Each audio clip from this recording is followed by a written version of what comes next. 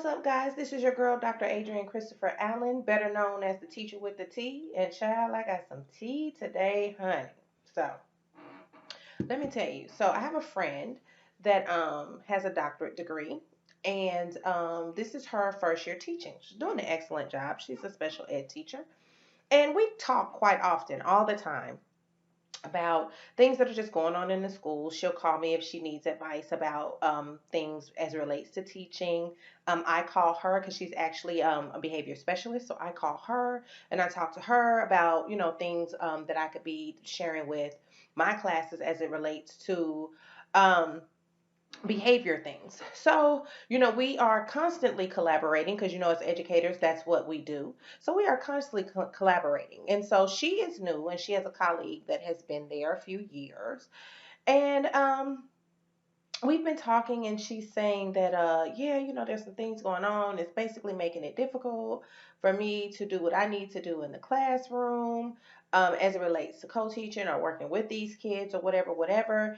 And basically, the administration has come to her basically to assist this colleague of hers in getting an orderly classroom. So her thing is, why are y'all coming to me? I'm new. She's been here a few years. You get those few initials behind your name, child, that PhD or that EDD, and they think you know everything about everything, and they're going to use that, right?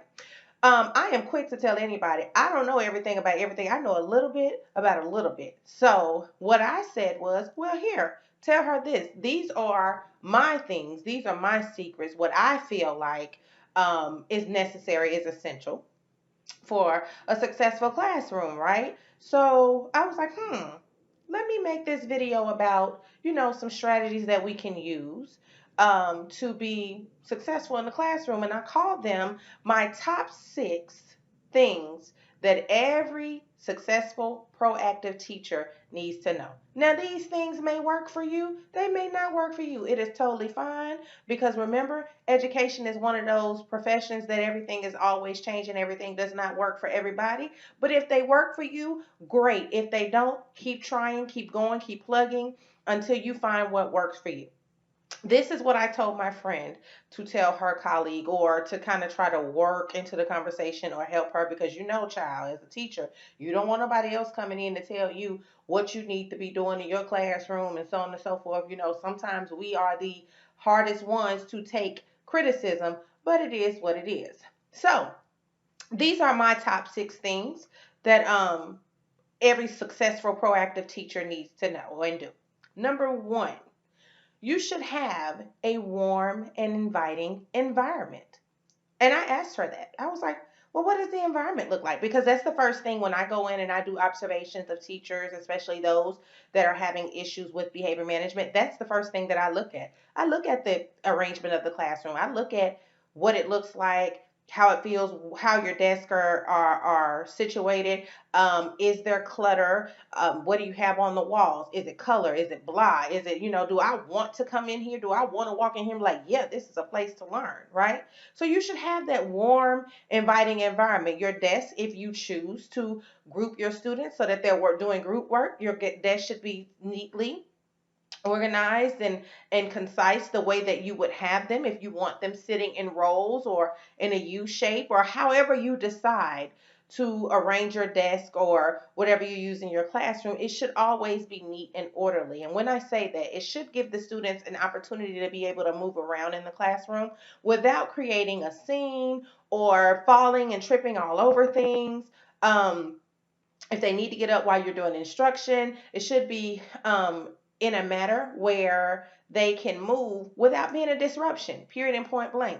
You should also have some warm, inviting colors in there. Nobody wants to come in a room and it's all gray and dark and dismal, so that when it's raining, you're just like, oh, there are 50 million places that I would rather be than be here, right? No, put some color on the wall, specifically those in elementary school. Now, my expertise is elementary. I tell everybody I'm a strange bird. I love pre-K and kindergarten and college, and I can do without anything in between. Okay, so I have a hard time with working with those in between grades. But everything that I am telling you that I can tell you, it can be done on a higher level with those higher grades. We just need to make them age appropriate, right? So if we're looking at middle and high school, come up with something with the latest dance. I remember when that phrase swag was out, and one of the schools that I was visiting, they had that everywhere, and it was an acronym for something, and I can't remember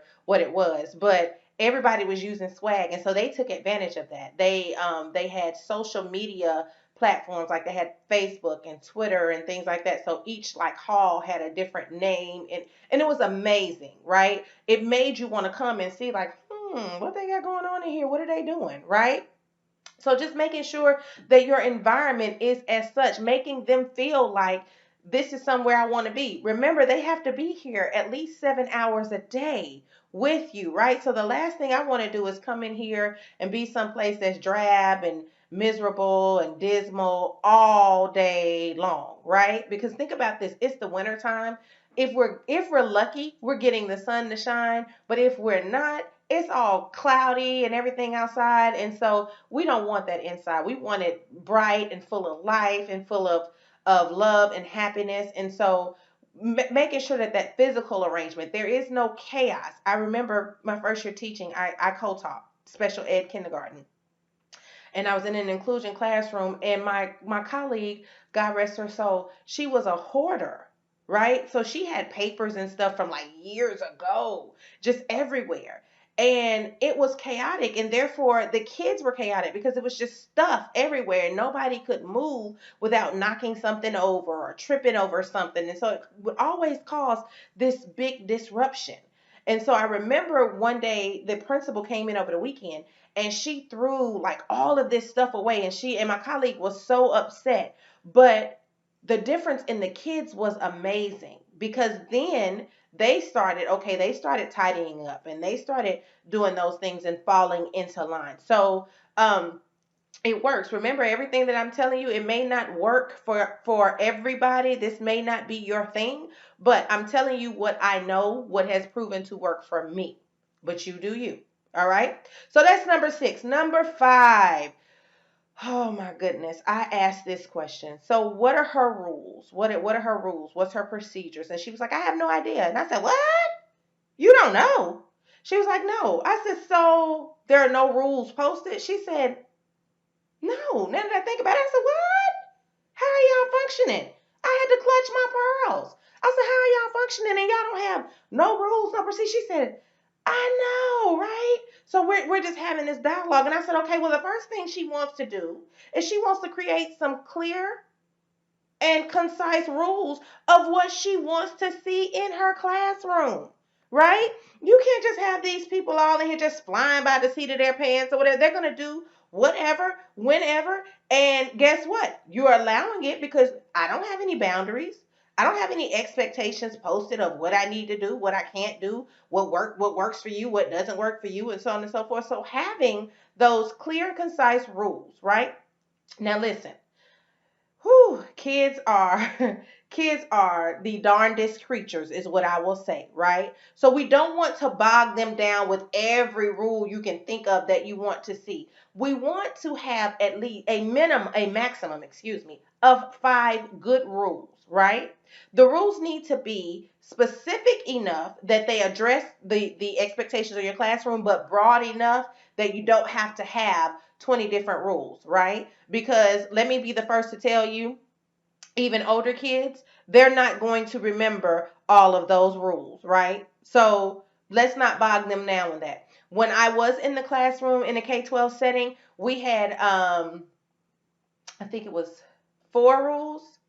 It was come ready, use respect, be responsible, and stay safe, right? And that was the acronym of our mascot at our school, which was Cubs. So that's what we use. And so within that, that was our school-wide rules, but we also used that within our classrooms. And then what we did as teachers, we put examples. So we have the students like on the first day or so, they come in and we're talking about the rules where we come ready and we're explaining what that means. And so the students could create their own rules to go up under as sub rules of our school wide policy. And it worked out wonderfully, right? But we also want to make sure that we're stating these rules in a manner that is positive, right? So we're stating these rules in a manner and what we want to see versus what they can't do or what we don't want to see, right? The last thing we want to do, and we all make mistakes, I know I have done this, is that I tend to focus on the behavior that I do not want to see. And all I'm doing is basically reinforcing that behavior. And that is not what I'm trying to do, right? So I want to say what I want you to do, right? And so I'm going to consistently implement and remind you that this is what I want to see versus what I don't want to see, right? So if we're looking at, just give an example of rules, no running versus we use our walking feet, right? Most of the time, in my experience, again, this is just me.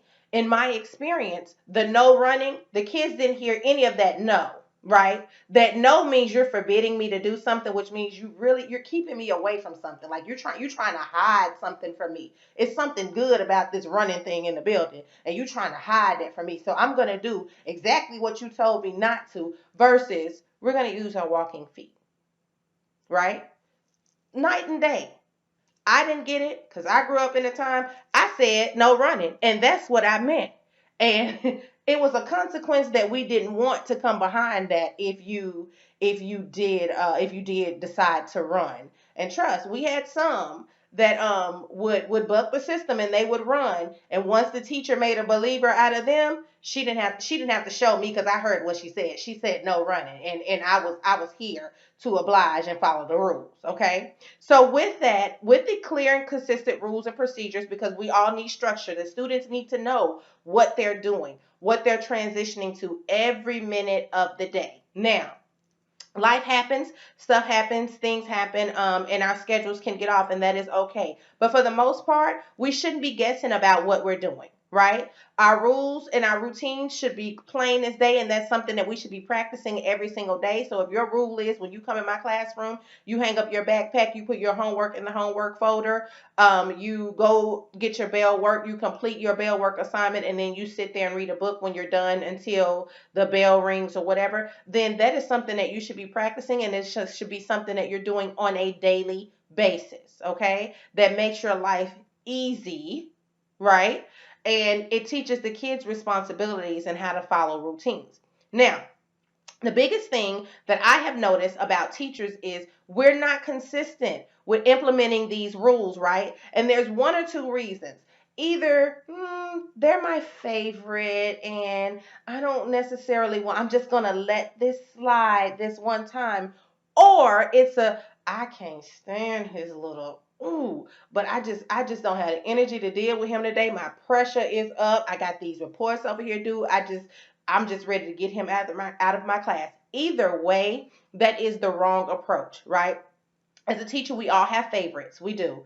But I believe in, and my husband's a football coach, so he says this all the time. We treat them all fairly, but we do not treat them the same. Okay. However, with my favorites, it has broken my heart, but I have had to um, implement my rules or my consequences as need be in order to maintain an orderly classroom and set the tone for my classroom, right? And again, typically, when you make a believer out of that one student, most of the time you don't have to keep doing it. But however, when we're not consistent with our rules, what ends up happening is that we have that domino effect where kids don't understand that he's going through a hard time at home, so I'm trying to be a little lenient. What they see is, oh, he was able to get up and do that, so I'm gonna do it, right? And then before you know it, the dominoes, they just fall. Everybody is falling in line doing what they want to do.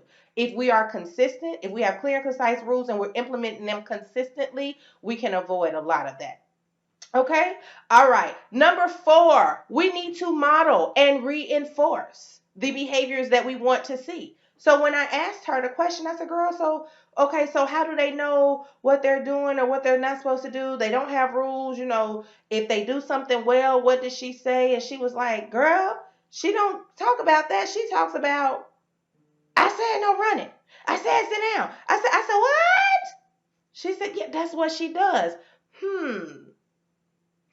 Research shows that kids learn from number one, their peers, But number two, they learn by watching modeling, right? So if it is something that they want, that they desire or whatever, they're going to tend to fall in line. So when we are modeling what we want, so for example, most kindergarten teachers, they say we're using our walking feet. What do? They are walking with their hands behind their backs or down to their sides or however they walk to show their students this is what I expect and this is what I want you to do, right? It's the same with older kids. You model what you want them to do. If you expect for them to say yes ma'am and no ma'am and yes sir and no sir, no sir, you say the same thing. I do it. I do it. Yes ma'am, how can I help you? Yes sir. No sir. No, because a lot of them, that's not something that they have to do, right? So they don't do it. They will always revert back to what they are allowed to do. Therefore, when we are modeling what we want to see and then reinforcing, because we know reinforcement is that consequence that comes immediately after the behavior that will increase the probability of that behavior occurring again. that is that's what we do. So we reinforce. So rather than focusing on the student that's constantly getting up or constantly speaking out, how about reinforcing the student that's sitting next to him? Thank you so much for raising your hand to ask me a question. I really appreciate that. I have seen that work wonders, work way better than me constantly telling the student, don't yell out at me, raise your hand, versus, I'm going to answer my friends that raised their hand. Thank you so much, Johnny, for raising your hand to ask me a question. Thank you for following the rules, right? Oftentimes, students will fall in line. Now, will this happen overnight? Probably not, right?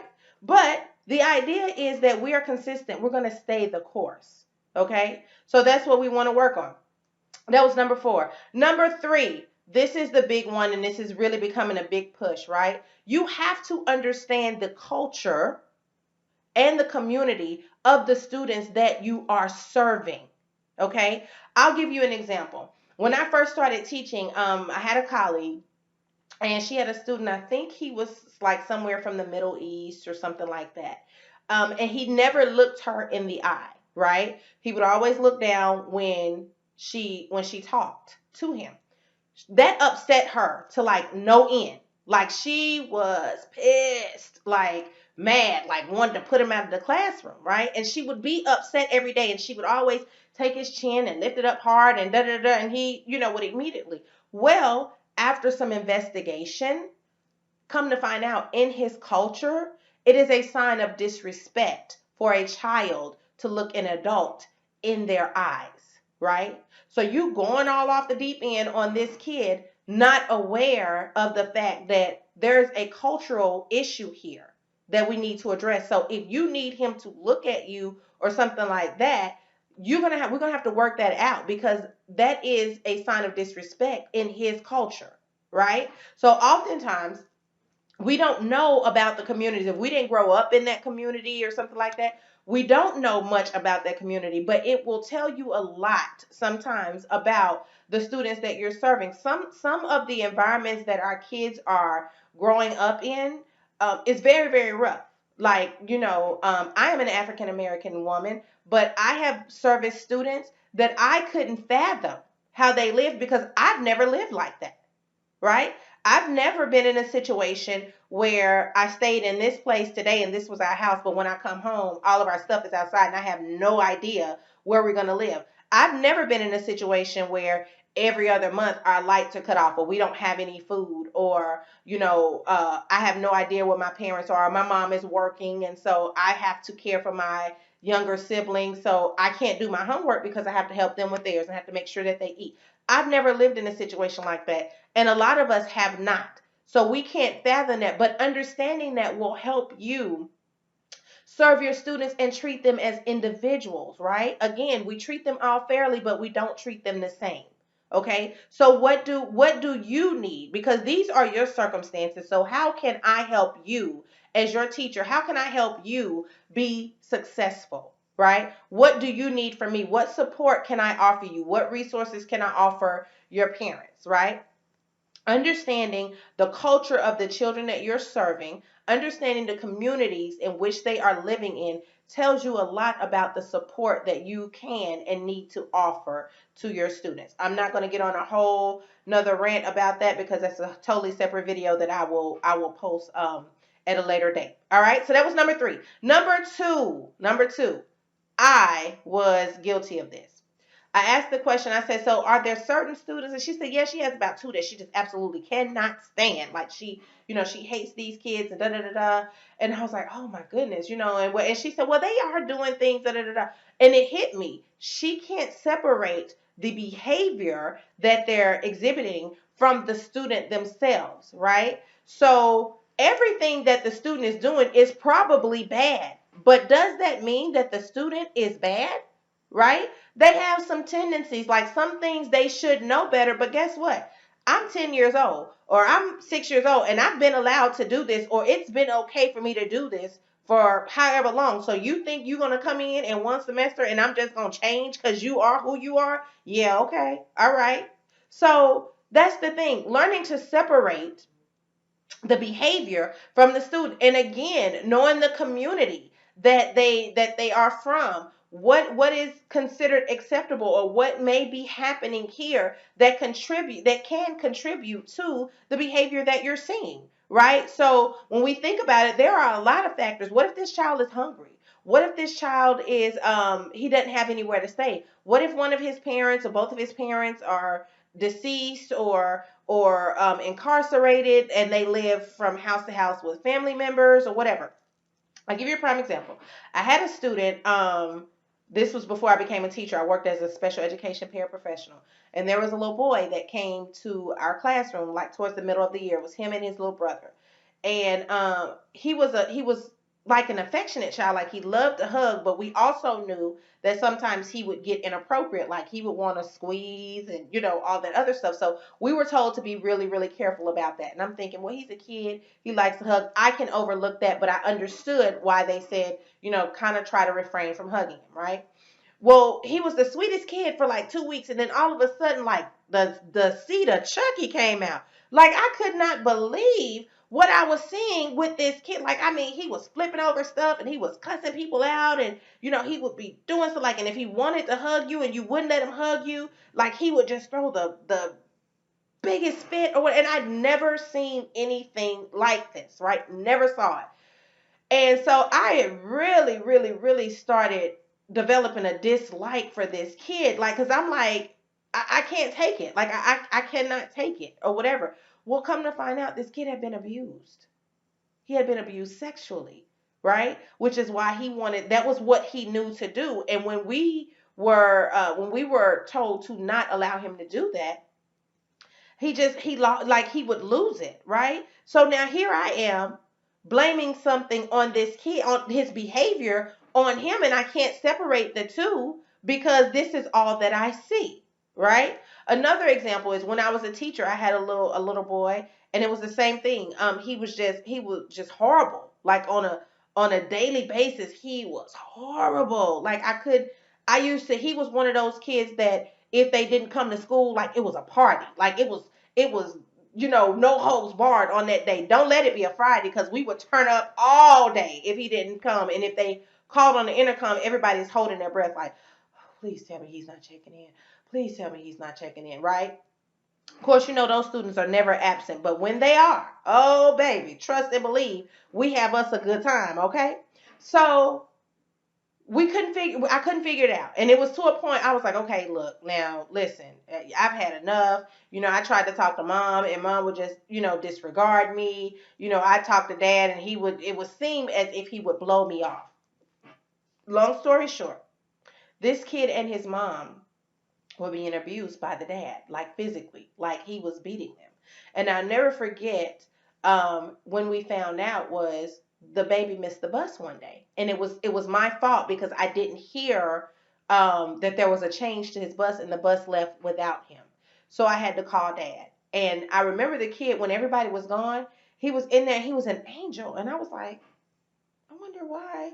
I never seen this. But anyway, he was playing, he was having a good time, and he was helping me. And, he gave me lots of hugs. But I remember when his dad walked in, the whole mood of this kid changed, and he just shifted, and he was trembling, and he started crying. And I said, "Oh, Dad," I said, "it was not his fault.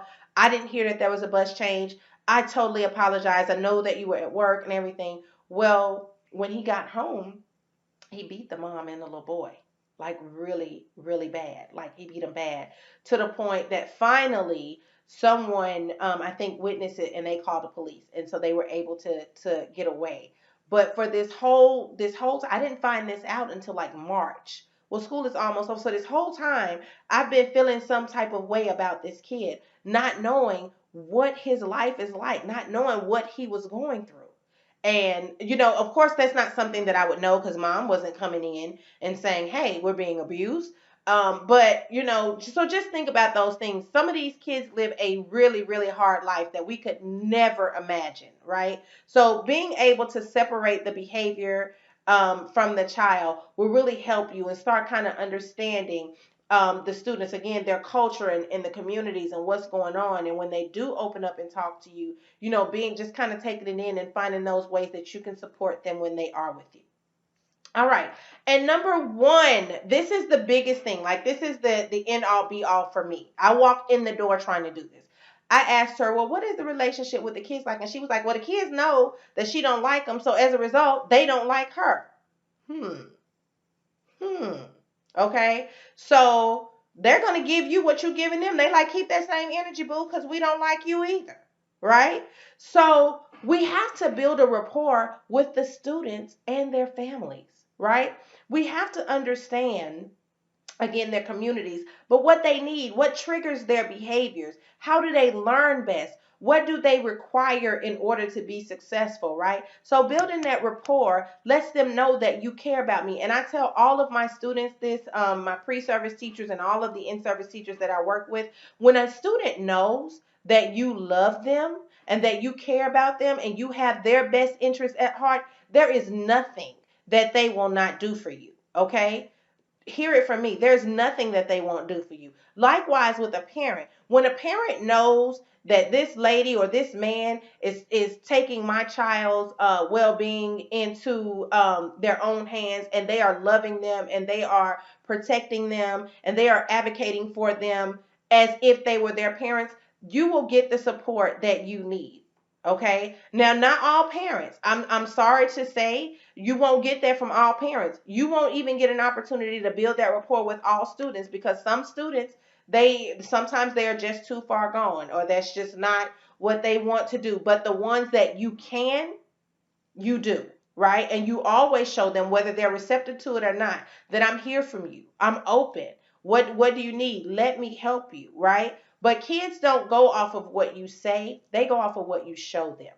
You understand what I'm saying? So I have students now that I'll ask them, "Hey, how was that ball game that you were coaching?" Or how's your baby? I know your baby was sick the last time. And it's not that I'm trying to get something from them or whatnot, but I do have a genuine interest when they email me and say, "Hey, I'm not gonna make it to class today. My baby's sick, or I have to work late. I got this project at work that I'm working on." So I take those things into consideration, so that when I do see them, they do know that I am listening and I do appreciate everything that you are going through, right? And the same thing with the family. What do you need from me at home? How can I help you help your baby be successful in my classroom, right?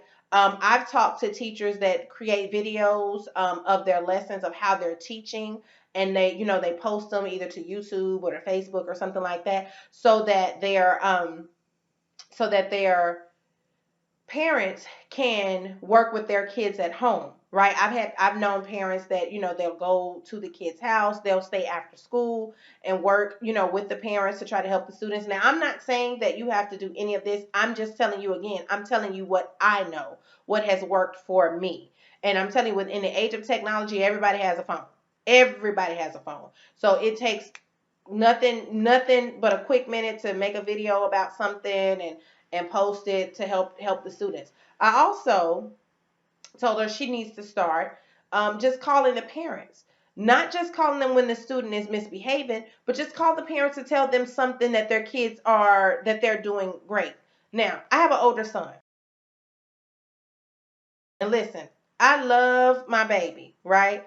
But he was that student that every teacher, they could not wait till he was not there for whatever reason. It was a party. It could be Monday at 7 o'clock in the morning. I didn't get no sleep. But when I find out that this kid is not here, oh honey, right? And so every time he did something, which was quite often, every time he did something, they would call me. Nobody ever called me and said that he was doing something good or that he just had a good day. And so I used to literally think, so my God, he's not doing anything right. Like he can't do nothing right. Like everything is just bad. He's just all bad. But I don't think that they realized that that was offensive to me. Even though I totally understood as a teacher where they were coming from, but I'm like, could you not have tell me, hey, he got a 90 on his test, or even if they would tell me that, they would say it in a smug way, like, so he should know better, he should do. But I'm like, okay, I get it. I'm a teacher, but just finding those ways to build that rapport with the students as well as the family. The student may not be performing to the best, right? To their best ability, or they may be struggling. But what is it that we can do? Do you stop and ask your students, well, how do you learn? How would you like to show me that you've mastered this content or something like that? So taking all of those things into consideration when you are trying to maintain to set up and maintain an orderly functional classroom.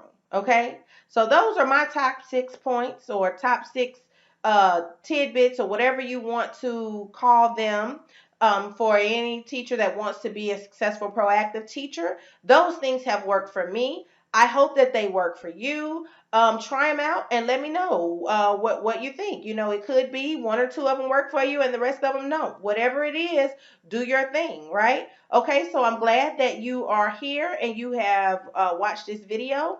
Thank you so much. Until we meet again, be blessed, and be a blessing. I will see you next time.